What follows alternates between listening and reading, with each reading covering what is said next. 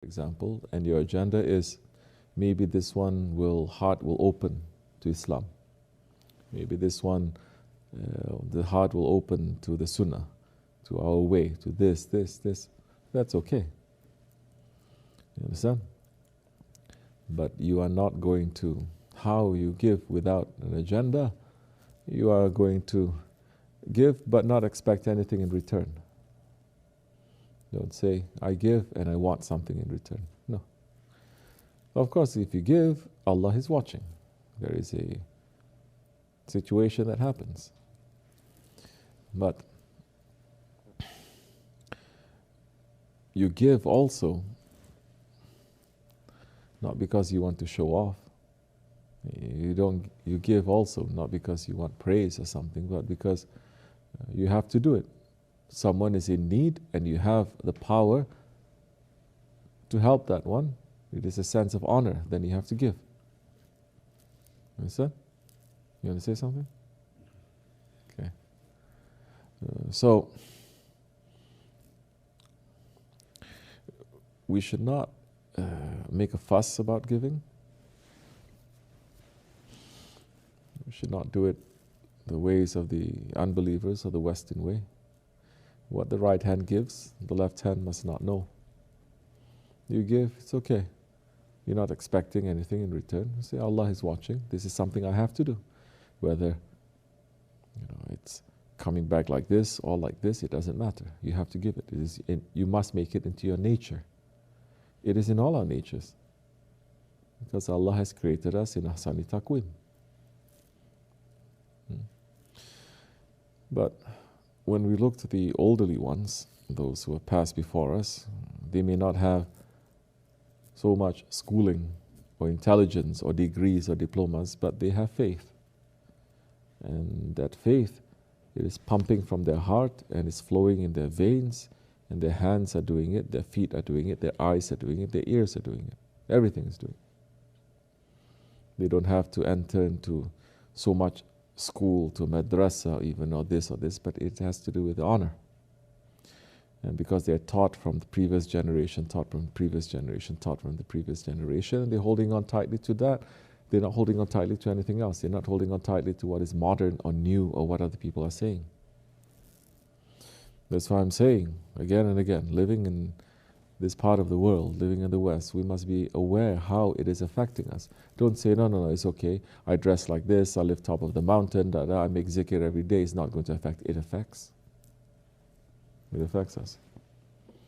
And if you are not going to understand how it affects us hiddenly,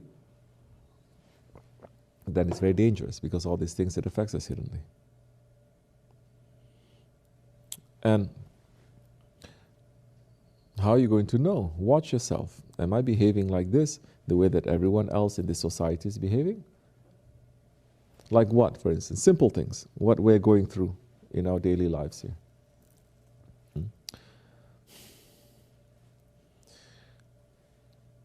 We have kids. They're running around. They get into trouble. Before, everyone is very American in that they only believe in their child. They don't believe in anyone else. Yes, they teach them, they take care of them. But when it comes, if there is a fight somewhere, my child is right, everyone else is wrong. If the child says this one, elderly one, is doing something, we believe him right away, male and female. I had to break that. And I said, don't be an idiot. Kids, they lie all the time. They do. When they know they're going to get into trouble, they lie. They change their stories and they're very convincing. You have to know how they do it, and you have to know that everyone is on the same team. Don't just investigate. Don't just fight. Don't just react. Don't just respond. Investigate. You have to know. And even if something is being done, what are you going to do? You're going to ask for revenge? You're going to ask for justice? These are kids, and they're playing. They will hurt each other. Did you ask for revenge when someone was nice to your kid? When someone is being good and they're happy, did you ask for revenge? Do you say, okay, they're nice, and now I must also be nice to them? No, you let it go. You're like, oh, okay. But when something is unpleasant to us and we don't have the whole story, immediately our first thing is, We have to defend our kids. They are right, everyone else is wrong. We cannot. This is traces of Jahiliyyah also. I'm saying this because you bring up the topic you said in the old days. They give. In the old days, the days of our fathers and our grandfathers, what do you think is going to happen? The little one goes to the father and say, oh, this one hit me, my teacher did this. You think they're going to care? They say, you must have done something wrong, that's why this happened. But we became very American, very loving, mashallah, protective of our children. I'm not saying you let anyone abuse them. This is not about that. But I'm saying look at the whole thing. If you have to, take a side, look at the whole thing. Investigate. But if you do that 1 time, 2 times, 3 times, then you know that it's so much unreliable things that it's not even worth it. Because these kids, yes, today they cry. They say, this one hit me, this one. Next minute, not even the next day, what do? They're friends again. And what happened to you? You're holding that grudge. Adults need to learn from that. Adults are keeping that grudge. No, this one, I remember. I remember. And they don't let go. So now that has an agenda. You understand? Because being generous, helping other people is not just that. It's having a generosity of thought also. To say, okay, that happened, that's okay, it's a small thing. That's okay. Then you watch. Okay, second time, third time happens, then you say, okay, then you're going to talk. You're adults, you're going to say, this situation is happening, I need to know. You talk. But people, when it becomes so confrontational, because all they know is fighting, this is the point. If all you know is fighting, the one is, let's say one person, he's today we're saying MMA. Before you say he's a wrestler, let's say. If all his life is wrestling, then that time, if all his life is fighting, because that's what he does, then he's going to look at everyone also as an opponent, right? Every interaction is also going to be kind of like wrestling. He's going to fight too. Yes or no? Does that make sense? And what our forefathers are saying, they know this. That's why they say don't get stuck in one thing. You do that, you have to come for zikr. You have to soften your heart. You have to attend Mawlid. You have to do this. So you balance both. You get everything in there. The Ottomans are saying even if you're a butcher, they don't let you to continue being a butcher for, let's say, 40 days. After 40 days, you're butchering, they say, no, you have to take leave, you have to go be a gardener. Do something. Why is that? Because if you're exposed to just blood and meat and chopping, it becomes part of you. And then it's a very violent thing. Then they say, now stop that before your heart is diseased and it overtakes. Now you have to go and learn what it means to help something to grow, to give it time. Learn what it means to step on the earth, not just blood and other things and meat. So now the spirit will be a bit more comfortable. The spirit can fit into anything. But if it is, you are only confining it in one way, then it becomes very choked and it's not good for you. So now you have to balance it in this, and this, and this. You live in a jamaat, it will balance you. One person is like this, the other person is complete opposite. This one is like this, is like this. So it's stretching you, it balances you. If you just use your own way, your own small group of friends, which today people don't even have friends. You don't. Friends is someone I have a good time with. If I have a bad time, nobody can help. That's why I have to pay money to a psychiatrist to listen to my problems. That one is doing it for money too. Yeah, they have Friends. America, Friends. Very popular Friends. You know that show, Friends? Yeah. Why is that? Because they have no friends. It's a fantasy. It's a fantasy. And then what happened? 20 years they have reunion. Then everybody is fighting again. So be a real friend. You go through ups and downs. like a family, but you don't let go. And you don't let that to stain your heart. So that time, you're going to do things with more ikhlas. Because you say, no, there has to be something else, there has to be something else, there has to be something else. If there's a real problem, no reason for confrontation too. You pull it aside. You say, okay, now there's a line there. We give some distance to each other. Why you have to fight? Today people, they don't know how to handle disagreement. They don't know how to handle confrontation. Something disagree, they have to scream and shout. Something they see they don't agree with, they have to scream and shout.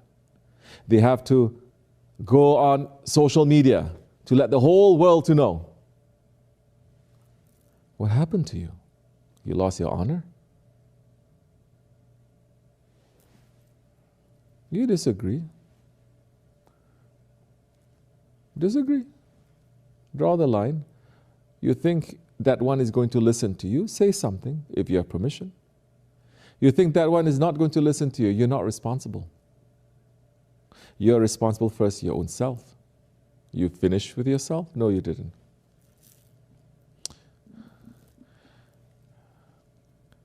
But they take it on themselves now to go correcting people.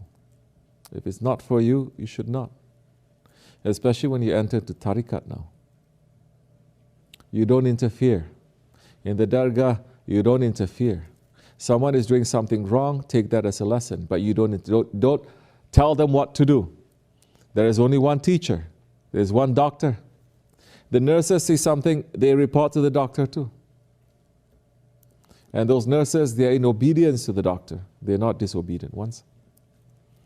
But people are so used to correcting and jumping and saying things to each other, then now, same school, there is a teacher, there's a professor, and everyone else is teaching. If everyone is teaching, who's going to learn? So you don't know how to handle this. Don't. You see, even Allah subhanahu wa ta'ala, He lets so many things happen without any interference. There is a time. So something may happen in a group. Things always happen in a group or in a jamaat or in a tariqat. Something always happens. Take that first as a lesson. First you say this one is doing something wrong. No, my eyes are wrong to see that first. Then you say he's doing something wrong again. I don't know. It's not my business.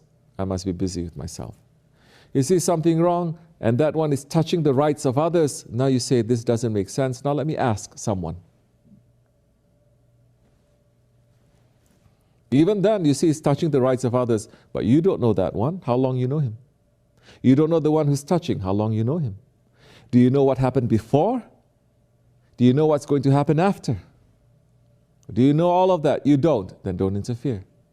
Unless the Shah says, okay, watch and then come to me. That's something else. That is why there is permission then.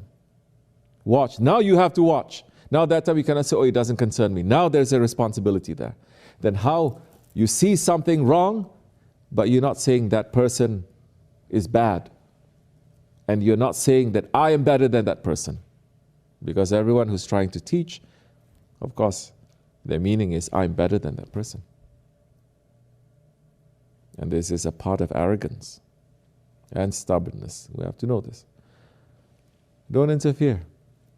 Who is the one, who is the leader here? It's his responsibility, it's not your responsibility. Unless he says, now watch, and even if he says watch, you don't speak. You go to him. This is basic. But people are losing this. Because collecting hearts is a very delicate process. Fixing the hearts is very delicate. The surgeon is the one who is doing it.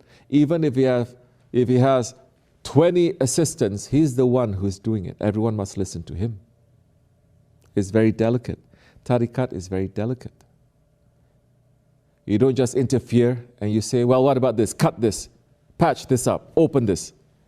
Because I see it's wrong. You're not seeing with the sheikh's eyes. If he's not saying anything, don't interfere.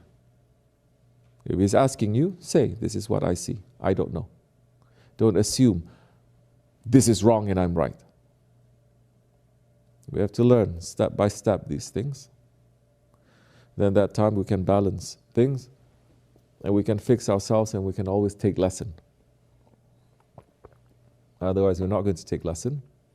20 years in tariqat, you're not going to take 2 steps because you always think I'm better than others. Everyone is making mistake.